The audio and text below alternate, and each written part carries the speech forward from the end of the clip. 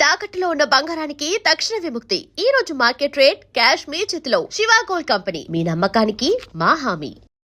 ఒక్క చిన్న క్లూతో దొరికేశారు. ఒక్క చిన్న క్లూ పోలీసులకి దొరికింది. ఆ క్లూతో స్టెప్ బై స్టెప్ మొత్తం కేసుని ఛేదించేశారు పోలీసులు. నిన్న ఎస్పీ గారు క్లియర్గా నల్గొండ జిల్లా కొండమల్లేపల్లిలో ప్రిన్సిపల్ రూపారెడ్డిని ఏ విధంగా చంపారు, 10th క్లాస్ విద్యార్థులే చంపారని చెప్పి ఎలా తేల్చారు అన్నది ఒక్క క్లూతో మాకు దొరికిందని చాలా క్లియర్గా చెప్పినటువంటి పరిస్థితి ఉంది.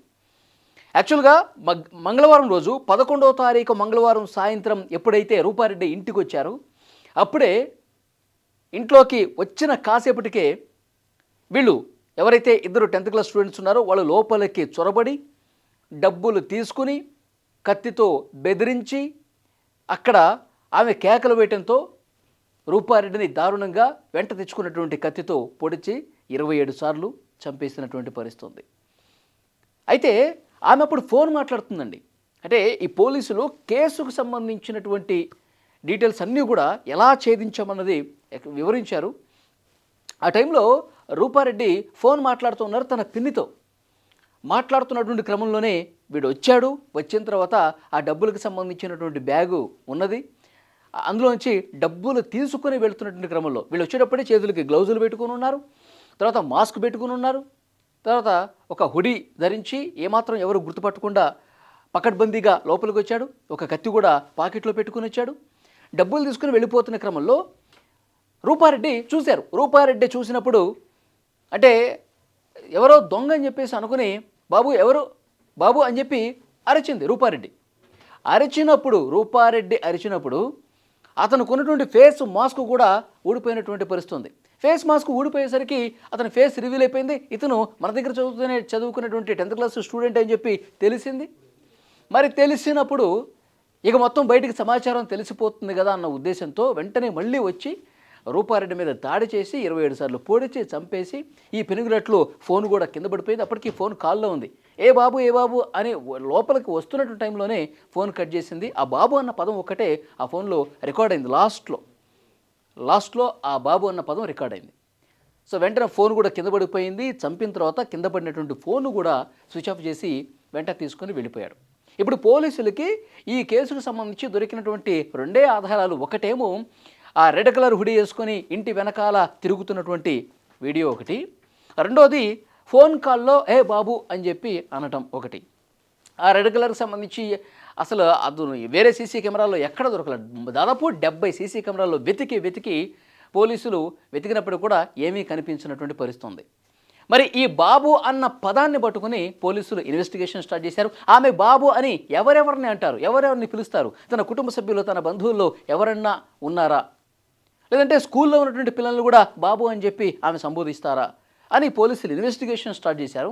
ఈ కేసు వారం రోజులు కావటానికి ఇంకొక రీజన్ కూడా ఉంది. ఎందుకంటే ప్రిన్సిపల్ హత్య గావించబడింది కాబట్టి స్కూల్కి సెలవులు ఇచ్చేశారండి. మంగళవారం జరిగితే బుధవారం, గురువారం, శుక్రవారం, శనివారం వరుసగా 4 రోజుల పాటు స్కూల్కి సెలవులు రావడంతో పిల్లలు ఎవరు కూడా స్కూల్కి రాలేదు. సో పిల్లలు స్కూల్కి వస్తే ఎవరు 10వ తరగతిలో ఎంతమంది ఉన్నారు, అందులో అబ్బాయిలు ఎంతమంది ఉన్నారు, 9లో ఎంతమంది ఉన్నారు, 8లో ఎంతమంది ఉన్నారు, ఇది పోలీసులకి ఇన్వెస్టిగేషన్లో తెలుస్తుంది కదా. సో వాళ్ళు స్కూల్కి వచ్చే వరకు వెయిట్ చేశారు. ఎందుకంటే 5 బృందాలు అన్ని కోణాలు దర్యాప్తు చేస్తున్నాయి. ఫ్యామిలీని, తర్వాత ఈ భర్తకు సంబంధించిన వ్యాపార లావాదేవీలు ఏవైతే గొడవలు ఉన్నాయో దానికి ఒక టీం పనిచేస్తుంది, అంతరాష్ట్ర దొంగల ముఠ ఎవరైతే ఉన్నారో వాళ్ళకు ఒక టీం పనిచేస్తుంది, ఈ స్కూల్కు సంబంధించి స్కూల్లో ఉన్నటువంటి ఈ స్టాఫ్ పిల్లలకి సంబంధించి కూడా పూర్తిగా ఇక్కడ ఒక టీం ఉంది. సో ఈ టీం పనిచేయాలంటే స్కూల్కి పిల్లలు అందరూ రావాలి, స్కూల్ కార్యక్రమం అనేది యథావిధిగా కొనసాగాలి.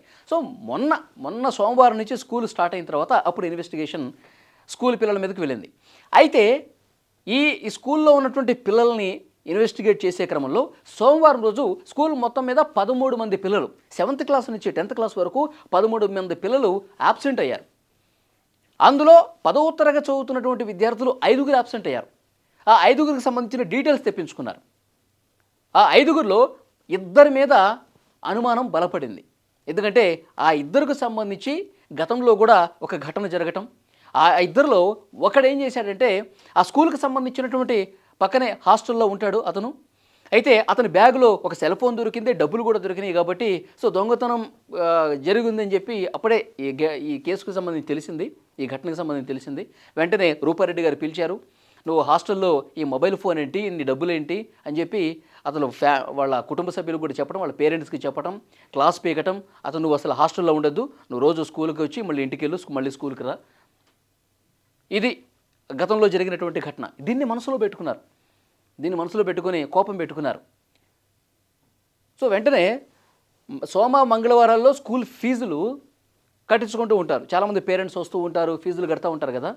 సో మేడం బ్యాగులో, ప్రిన్సిపల్ మేడం బ్యాగులో డబ్బులు బాగా ఉంటాయి. సో డబ్బులకి అలవాటు పడ్డటువంటి విద్యార్థులు వీళ్ళు.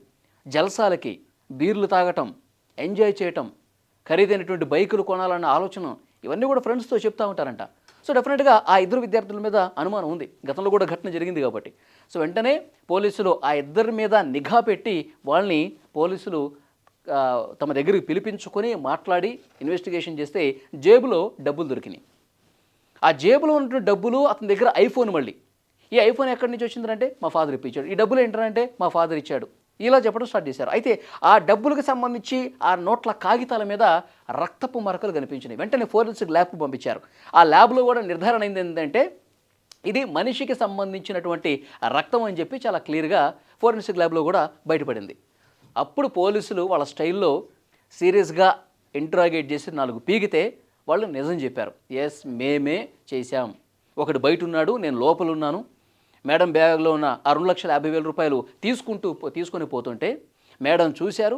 వెంటనే మేడం ఎక్కడ బయటికి చెప్పేస్తారన్న ఉద్దేశంతో మేము ఆల్రెడీ ఒక యాక్సా బ్లేడును, ఒక కత్తి తీసుకున్నాం, మేడంని నేనే చంపేశానని చెప్పి నిజాన్ని కూడా ఒప్పుకున్నటువంటి పరిస్థితి ఉంది. సో డెఫినెట్గా మొత్తం ఇట్లా ఆ బాబు అన్న పదంతో పోలీసులు స్కూల్ మీద, ఆ స్కూల్లో చదువుతున్నటువంటి విద్యార్థుల మీద ఫోకస్ పెట్టి వాళ్ళ గత చరిత్రకు సంబంధించి కూడా ఆధారాలు బయటపడిన తర్వాత ఇప్పుడు వాళ్ళ సంబంధి మొత్తం బయటకు తెలిసిందనమాట. సో డెఫినెట్గా ఇక్కడ నిజంగా 10వ తరగతి చదువుతున్న వాళ్ళు ఇట్లా చెడు తిరుగుళ్లకు ఎలా అలవాటు పడుతున్నారు. కేవలం 10వ తరగతి అంటే 14-15 సంవత్సరాల వయసు ఉన్నటువంటి వాళ్ళు చంపే కాడికి వచ్చారంటే వాళ్ళ మైండ్ ఎంత కలుషితం అయిపోయింది, వాళ్ళ ఆలోచనలు ఏ విధంగా ఉన్నాయి. డబ్బుకి, జలసాలకి, బీర్లకి, అప్పుడే 10వ తరగతిలోనే బైకులు, కార్ల ఆలోచనలు ఎట్లా వస్తూ ఉన్నాయి. అంటే తల్లిదండ్రులు సరైనటువంటి బాధ్యత తీసుకోపోవటం, తల్లిదండ్రులు తమ పిల్లలు ఏం చేస్తూ ఉన్నారు, ఎక్కడ తిరుగుతున్నారు, వాళ్ళ ఆలోచనలు ఏ విధంగా ఉన్నాయి, వాళ్ళ అలవాట్లు ఏ విధంగా ఉన్నాయి, వీటి మీద సరైనటువంటి ఫోకస్ లేకపోవటం వల్ల ఇక్కడ తల్లిదండ్రుల తప్పిదం కనిపిస్తోంది. ఈరోజు స్కూలు ప్రిన్సిపల్నే, చదువు చెప్పేటటువంటి ఆ మేడంనే, గురువునే చంపే పరిస్థితికి వచ్చి కేవలం డబ్బుల కోసం ఈ విధంగా చేశారంటే ఎంత దారుణం అండి. పిల్లలు ఎంత దారుణంగా తయారైపోతున్నారు చూడండి. ఏమాత్రం కూడా చంపటానికి కూడా, అసలు వాళ్ళ వయసు ఎంత, చంపటానికి కూడా వెనకట్లేదంటే నిజంగా ఎటుపోతుంది సమాజం. మొదటి గురువులు తల్లిదండ్రులే కదా. తల్లిదండ్రులు సరైనటువంటి దిశలో తమ పిల్లల్ని పెంచి ఉంటే, సరైనటువంటి వాళ్ళ బుద్ధులు ఈ పిల్లలకి నేర్పించి ఉంటే ఇట్లా ఉండేదా పరిస్థితి. మర్డర్లా, చంపేయడాలా కత్తితో, ఒక ప్లాన్గా కత్తి కూడా తీసుకొచ్చుకున్నాడంట. సో ఇది పోలీసులు ఇన్ని రోజులు ఈ కేసు పట్టడానికి, ఆ స్కూళ్ళు 4 రోజులు సెలవులు కావటం చేత బాబు అన్న పదం ఆమె లాస్ట్ రికార్డులో తన పిల్లితో మాట్లాడుతూ, ఆ బాబు అంటే వాడు లోపలికి వచ్చాడు కదా, చూశారు, ఏ బాబు అని చెప్పి ఇంట్లో ఒక అజ్ఞాత వ్యక్తి, ఒక అబ్బాయి వస్తే రియాక్షన్ ఇదే ఉంటుంది ఫోన్ కాల్లో, ఎవరు, ఏ బాబు ఎవరు అని చెప్పి అంటారు కదా, అది రికార్డ్ అయిందంతే. ఆ తర్వాత ఫోన్ స్విచ్ ఆఫ్ అయిపోయింది. ఆ తర్వాత రోజు ఉదయం ఈమె చనిపోయినట్టుగా తెలిసింది. సో ఆ పదంతో పోలీసులు ఇన్వెస్టిగేట్ చేసి తేల్చినటువంటి సిచ్యువేషన్ ఉంది. సో ఈ వీడియో మీద మీ అభిప్రాయం కామెంట్ చేయండి.